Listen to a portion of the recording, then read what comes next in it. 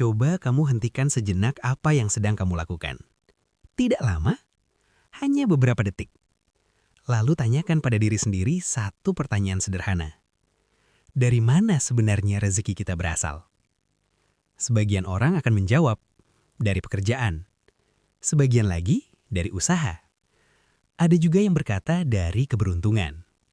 Tapi kenyataannya, rezeki sering datang dari sesuatu yang tidak pernah kita rencanakan. Ia tidak selalu muncul dalam bentuk peluang besar. Tidak selalu datang lewat keputusan penting. Kadang, justru hadir dalam bentuk yang sangat kecil, sampai-sampai kita hampir tidak menganggapnya apa-apa. Seperti satu pot mawar, hadiah arisan. Tidak mahal, tidak istimewa. Ditaruh di sudut halaman rumah. Tanpa niat apapun, tanpa harapan apapun. Tidak ada bayangan bahwa pot kecil itu akan menjadi awal dari sebuah perubahan besar. Dan disinilah banyak orang sering keliru. Kita menganggap sesuatu berharga hanya jika terlihat besar sejak awal. Padahal, banyak hal besar dalam hidup bermula dari sesuatu yang sangat sederhana, bahkan nyaris diabaikan. Kita sering berkata, nanti saja kalau sudah ada modal. Nanti kalau waktunya tepat. Nanti kalau kondisi memungkinkan. Namun, waktu terus berjalan. Kondisi jarang benar-benar ideal, dan modal seringkali tidak pernah terasa cukup. Sementara itu, kesempatan kecil di sekitar kita terus lewat begitu saja. Dan kisah ini akan mengajak kita melihat satu hal penting. Bahwa terkadang, yang kita butuhkan bukan sesuatu yang besar, melainkan keberanian untuk merawat hal kecil dengan sungguh-sungguh. Pada fase awal ini, tidak ada yang disebut sebagai usaha. Tidak ada niat membangun bisnis, tidak ada rencana mencari keuntungan, tidak ada target apapun. Yang ada hanyalah satu kegiatan sederhana, merawat tanaman, menyiramnya di pagi hari, memastikan tanahnya cukup lembab, membersihkan daun yang mulai menguning, memindahkan pot agar terkena sinar matahari yang pas. Rutinitas kecil, terlihat biasa. Bahkan mungkin dianggap tidak produktif oleh sebagian orang. Namun justru disinilah sesuatu yang penting sedang terjadi. Kebiasaan kecil yang dilakukan berulang kali perlahan membentuk kedisiplinan. Tanpa disadari, waktu, perhatian, dan kesabaran sedang dilatih setiap hari. Satu pot tumbuh dengan baik, daunnya segar, bunganya mekar. Muncul rasa puas. Bukan karena uang, bukan karena pujian, tapi karena melihat hasil dari ketekunan. Dari satu pot, muncul keinginan menambah satu lagi. Bukan karena ambisi, bukan karena dorongan bisnis, melainkan karena rasa senang melihat sesuatu hidup dan berkembang. Hari demi hari, jumlah pot bertambah. Tidak cepat, tidak drastis, namun konsisten. Dan disinilah banyak orang sering gagal. Bukan karena mereka tidak mampu, tetapi karena mereka meremehkan proses kecil. Padahal, usaha yang kuat tidak dibangun dari langkah besar yang sesekali, melainkan dari langkah kecil yang dilakukan terus-menerus. Seiring waktu berjalan, jumlah tanaman semakin banyak. Dan dari situ, muncul satu pertanyaan logis. Bisakah tanaman ini diperbanyak sendiri? Keinginan ini bukan soal memperbesar usaha, melainkan soal kemandirian.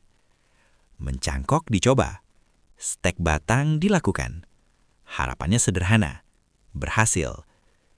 Namun kenyataan seringkali tidak sejalan dengan harapan. Banyak percobaan berakhir dengan kegagalan. Batang yang tampak sehat ternyata membusuk. Akar tidak tumbuh. Tanaman layu sebelum berkembang. Kegagalan datang bukan sekali, tapi berkali-kali. Dan di titik ini, banyak orang memilih berhenti. Menganggap kegagalan sebagai tanda bahwa ini bukan bidangnya, bahwa ini bukan jalannya. Namun di sini, kegagalan diperlakukan dengan cara yang berbeda. tidak disesali berlebihan, tidak dijadikan alasan untuk mundur. Setiap kegagalan diamati dengan tenang. Apa yang kurang? Media tanamnya, airnya, atau cara perawatannya? Tidak ada rasa malu untuk salah, tidak ada gengsi untuk belajar. Karena tujuan utamanya bukan terlihat berhasil, melainkan memahami proses yang sebenarnya. Dan disinilah mental usaha mulai benar-benar terbentuk. Bukan saat semuanya berjalan lancar, melainkan saat seseorang tetap mau mencoba, meski hasilnya belum sesuai harapan. Setelah kegagalan datang berkali-kali, satu hal menjadi semakin jelas. Tidak semua masalah bisa diselesaikan dengan menebak-nebak. Di titik ini, belajar tidak lagi sekedar mencoba, tetapi mulai memperhatikan. Setiap tanaman diamati, bagaimana kondisinya setelah disiram, bagaimana reaksinya terhadap panas dan hujan, bagaimana tanahnya berubah dari hari ke hari. Tidak ada buku panduan, tidak ada pelatihan formal, tidak ada rumus baku. Yang ada hanyalah pengalaman langsung. Setiap kesalahan menjadi pelajaran. Setiap keberhasilan, sekecil apapun, dicatat dalam ingatan. Pelan-pelan muncul pemahaman penting. Tanaman tidak bisa dipaksa tumbuh sesuai keinginan manusia.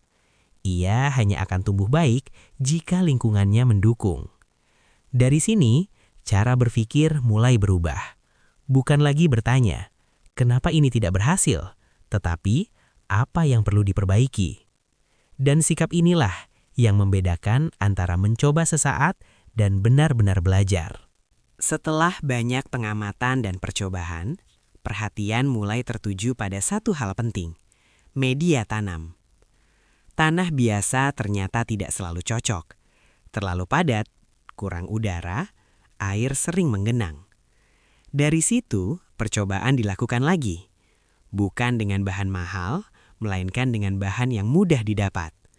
Sekam untuk membuat media lebih gembur. Kokopit untuk menjaga kelembapan. Kompos sapi tua untuk nutrisi alami. Racikan ini tidak langsung sempurna. Perbandingan diubah, jumlah disesuaikan, cara pemakaiannya diperbaiki. Namun hasilnya mulai terasa. Akar tumbuh lebih kuat. Tanaman lebih tahan, tingkat kegagalan berkurang. Dan disinilah satu pelajaran besar muncul, bahwa kemajuan seringkali datang bukan dari hal yang rumit, melainkan dari penyederhanaan yang tepat. Ketika cara sudah mulai benar, perubahan tidak datang secara tiba-tiba. Tidak ada lonjakan besar, tidak ada momen spektakuler. Yang berubah adalah keteraturan. Tanaman yang sebelumnya sering gagal, kini menunjukkan pola yang lebih stabil. Pertumbuhannya lebih merata. Kondisinya lebih bisa diprediksi.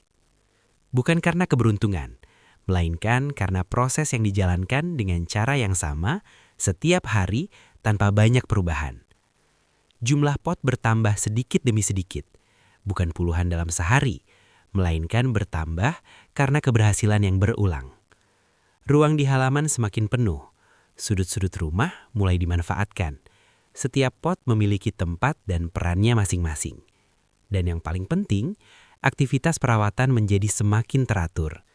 Ada waktu menyiram, ada waktu mengecek media tanam, ada waktu membersihkan dan memisahkan tanaman. Tidak lagi dilakukan asal-asalan, tidak lagi berdasarkan perasaan. Semua berjalan dengan ritme yang jelas. Di titik ini, sesuatu yang penting terjadi. Kegiatan yang dulu terasa seperti hobi, perlahan berubah menjadi rutinitas produksi. Bukan karena dipaksa, tetapi karena sudah terbentuk kebiasaannya. Setiap hari selalu ada tanaman yang siap dirawat lebih lanjut. Setiap hari selalu ada pot yang bisa dipindahkan. Dan pada waktunya, setiap hari selalu ada yang bisa dipanen. Hasilnya tidak langsung besar, namun bisa dihitung, bisa diperkirakan, dan bisa diandalkan. Inilah bentuk hasil yang sering diremehkan, karena tidak terlihat mencolok. Padahal, justru hasil seperti inilah yang mampu menopang kehidupan dalam jangka panjang. Bukan hasil besar yang datang sekali, lalu hilang, melainkan hasil kecil yang datang terus-menerus. Usaha ini tidak bergantung pada musim tertentu, tidak bergantung pada tren, tidak menunggu momen ramai. Ia berjalan karena prosesnya dijaga setiap hari. Dan disinilah pelajaran terpenting dari bab ini. Usaha yang sehat tidak tumbuh dari kecepatan, tidak tumbuh dari keberanian mengambil resiko besar, tetapi tumbuh dari konsistensi menjalankan hal-hal dasar. Menyiram tepat waktu, mengganti media tanam saat diperlukan, tidak menunda perawatan kecil. Hal-hal sederhana yang jika diabaikan akan menjadi masalah besar. Namun jika dijaga, akan menghasilkan kestabilan. Dan kestabilan inilah yang akhirnya membedakan antara usaha yang bertahan dan usaha yang hanya bertahan sebentar. Ketika jumlah tanaman semakin banyak, satu hal tidak bisa dihindari. Pekerjaan bertambah. Perawatan tidak lagi bisa ditangani sendiri. Waktu terasa semakin terbatas. Dan disinilah muncul pilihan penting. Apakah usaha ini akan dibatasi agar tetap mudah, atau justru dibuka agar bisa berkembang bersama? Pilihan yang diambil adalah berbagi. Santri mulai dilibatkan, warga sekitar ikut membantu. Bukan sekadar menambah tenaga, tetapi memberi kesempatan. Mereka belajar dari proses langsung, belajar merawat tanaman, belajar disiplin, belajar bertanggung jawab pada pekerjaan kecil. Usaha ini tidak hanya menghasilkan uang, tetapi juga menciptakan aktivitas yang bermanfaat. Dan perlahan, suasana berubah. Yang dulu hanya halaman rumah, kini menjadi tempat belajar dan bekerja. Yang dulu sunyi, kini hidup oleh aktivitas. Di titik ini, makna usaha mulai bergeser. Bukan hanya soal hasil, tetapi soal dampak. Karena rezeki yang dibagi seringkali terasa lebih lapang dan lebih tenang. Banyak orang, tanpa sadar, menetapkan batas pada dirinya sendiri. Batas itu bukan datang dari kondisi fisik, bukan dari keadaan ekonomi, melainkan dari keyakinan di dalam pikiran. Keyakinan bahwa usia tertentu adalah waktu untuk berhenti. Berhenti mencoba, berhenti belajar, berhenti berharap lebih. Padahal, hidup tidak pernah benar-benar meminta kita berhenti. Yang sering terjadi, kitalah yang memilih melambat. Lalu akhirnya, diam. Usaha ini memperlihatkan satu kenyataan sederhana, bahwa produktivitas tidak diukur dari seberapa cepat seseorang bergerak, tetapi dari seberapa lama ia mau terus melangkah. Usia tidak menghapus kemampuan. Ia hanya mengubah cara kita bekerja. Di usia yang lebih matang, seseorang tidak lagi terburu-buru, tidak tergoda untuk mengambil langkah besar yang beresiko, tidak mudah terpengaruh oleh hasil instan. Sebaliknya, ia lebih teliti, lebih sabar, lebih memahami bahwa setiap proses memiliki waktunya sendiri. Inilah keunggulan yang sering tidak disadari. Pengalaman hidup membuat seseorang lebih peka terhadap kesalahan, lebih cepat menyadari tanda-tanda masalah kecil, lebih tenang dalam mengambil keputusan. Dalam usaha sederhana seperti ini, ketenangan justru menjadi kekuatan utama. Tidak ada tekanan harus cepat besar. Tidak ada keharusan mengejar target berlebihan. Yang ada hanyalah komitmen untuk menjaga apa yang sudah berjalan. Merawat tanaman setiap hari, menjaga kualitas, memastikan proses tetap rapi dan teratur. Dan inilah bentuk produktivitas yang sering luput dari perhatian. Produktif bukan berarti sibuk tanpa arah. Produktif berarti melakukan hal yang benar, dengan cara yang benar, secara konsisten. Usia yang bertambah justru membantu memahami ritme ini. Kapan harus bergerak, kapan harus menunggu, kapan harus memperbaiki, bukan memaksakan. Satu pot mawar menjadi pengingat bahwa hidup tidak harus selalu berlari untuk dianggap berhasil. Kadang cukup berjalan pelan, asal tidak berhenti. Dan selama seseorang masih mau merawat sesuatu dengan penuh tanggung jawab, selama itu pula, produktivitas tidak pernah benar-benar berakhir. Dari seluruh perjalanan ini, ada satu benang merah yang jelas. Tidak ada keajaiban instan. tidak ada jalan pintas. Yang ada hanyalah kesabaran, konsistensi, dan kemauan untuk belajar dari kenyataan. Usaha ini tidak dimulai dari rencana besar, tidak dari modal besar, tidak dari usia muda. Ia dimulai dari satu pot, satu kebiasaan, satu keputusan kecil yang diambil dengan kesungguhan. Dan dari sanalah rezeki tumbuh pelan-pelan, mengikuti ritme usaha yang dijaga setiap hari. Pelajaran terpentingnya adalah ini. Hidup jarang berubah karena satu langkah besar, tetapi sering berubah karena langkah kecil yang tidak pernah dihentikan. Jika hari ini kamu merasa belum siap memulai, mungkin bukan karena kamu kurang mampu, melainkan karena kamu terlalu lama menunggu kondisi sempurna. Padahal, kondisi sempurna hampir tidak pernah datang. Lihat sekelilingmu. Apa yang ada di dekatmu hari ini? Apa hal kecil yang bisa kamu rawat dengan sungguh-sungguh? Mulailah dari sana. Rawat dengan sabar, jalani dengan konsisten. Karena siapa tahu, hal sederhana itulah yang kelak menjadi jalan rezeki dan alasan kamu bersyukur telah berani memulai lebih awal.